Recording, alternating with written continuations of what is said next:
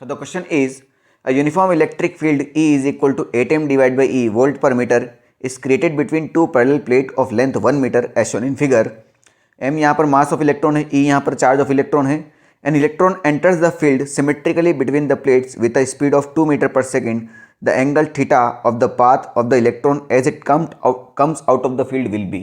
तो ये क्वेश्चन हम इसके पहले जो इलेक्ट्रोस्टैटिक के सेशन हमने किए हैं उसके अंदर भी कर चुके हैं. नॉर्मली बात है भैया, देखो समझो बात को.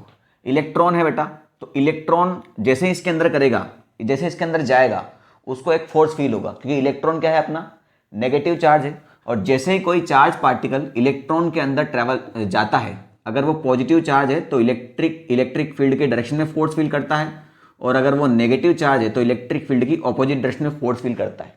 और उस फोर्स की value F is equal to QE होती है. तो इलेक्ट्रॉन एक नेगेटिव चार्ज है तो वो इलेक्ट्रिक फील्ड की ऑपोजिट डायरेक्शन में फोर्स फील करेगा. वो फोर्स कितना होगा? QE. सिंपल सी बात है. तो बेटा अगर फोर्स है, अगर मैं इस फोर्स को डिवाइड बाय मास कर दूं तो मुझे एक्सेलरेशन मिल जाएगा. यानी अगर मैं टेबल बनाना चाहूँ एक्स डायरेक्शन की और वाई डायरेक्शन की, क्योंकि जैसे हम प्रोजेक्टाइल मोशन करते हैं ना, वैसे ही करते हैं इस क्वेश्चन भी. एक्स डायरेक्शन में वेलोसिटी कितना है बेटा इसकी? 2 मीटर पर सेकेंड दिया हुआ है. ये एक्स डायरेक्शन की तो है ना. वाई डायरेक्शन की इनिशियल वेलोसिटी कितना है? 0, क्योंकि ऊपर तो जा रहा है, सिर्फ ऐसे ही जा रहा है. ठीक, सिंपल सी बात है. एक्स डायरेक्शन का एक्सेलरेशन कितना है बेटा? देखो एक्स डायरेक्शन में कोई एक्सेलरेशन नहीं है. सिंपल देख लो भैया, फोर्स तो ऊपर लग रहा है ना, तो फोर्स ऊपर लग रहा है तो एक्सेलरेशन भी ऊपर की डायरेक्शन में होगा. यानी एक्स डायरेक्शन का एक्सेलरेशन कितना है? 0. एक्स डायरेक्शन का एक्सेलरेशन 0 होने का मतलब है ना इसकी स्पीड बढ़ेगी ना घटेगी. कौन सी वाली? एक्स डायरेक्शन वाली. यानी जो Vx है आपका वो तो 2 मीटर पर सेकेंड ही रहेगा. ठीक है, चुप हो जा भाई यार, दिवाली कब की निपट चुकी है यार, पता नहीं क्या है. अब यहाँ पर है बस वाई डायरेक्शन का एक्सेलरेशन, वो कितना होगा. ठीक है, तो एक्सेलरेशन क्या होता है बेटा आपका? Force divide by mass. Force कितना है आपका? QE. चार्ज होता है इलेक्ट्रॉन पे E divide by mass. E तो है ही सही, M है. इलेक्ट्रिक फील्ड की वैल्यू उसने दे रखा है 8m divide by E. 8m divide by E.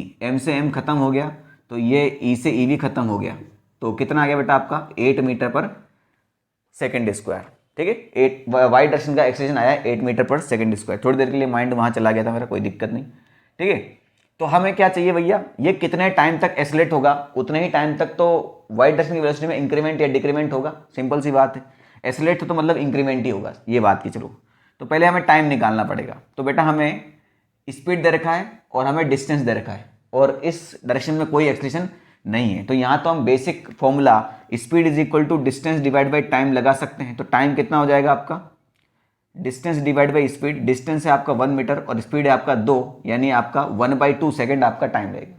इतने ही टाइम तक ये इलेक्ट्रॉन जो है ऊपर की डायरेक्शन में क्या होगा? एक्सेलरेट होगा. तो उसका वेलोसिटी क्या हो जाएगा? इनिशियल वेलोसिटी है आपके पास, फाइनल वेलोसिटी आपको निकालना है. टाइम आपका आ चुका है, ये रहा एक्सेलरेशन. तो कौन सा इक्वेशन लगा दे भैया? फर्स्ट इक्वेशन ही काम आ जाएगा. Vy is equal to uy plus ay into T. Simple सी बात है. तो Vy ऊपर की तरफ ही है, uy कितना है? 0, ay कितना है बेटा आपका? 8, और 1/t यानी 2, यानी कितना हो गया आपका? 4. तो Vx तो हमारा 2 था, Vy कितना हो गया हमारा? 4. तो अगर मुझे थीटा एंगल निकालना है तो बेटा इस Vy को अगर मैं यहाँ ट्रांसफर कर दूँ, इसी ट्राइंगल को मैं चाहूँ तो ऐसे बना सकता हूँ ना. इसी ट्राइंगल को अगर मैं चाहूँ तो ये देख रहा हो, ये एंगल मुझे थीटा निकालना है. ये है आपका 2 मीटर पर सेकेंड. इस चार को मैं अगर यहाँ शिफ्ट कर दूँ, इस चार को मैं यहाँ शिफ्ट कर दूँ तो ये परपेंडिकुलर हो जाएगा, ये बेस हो जाएगा.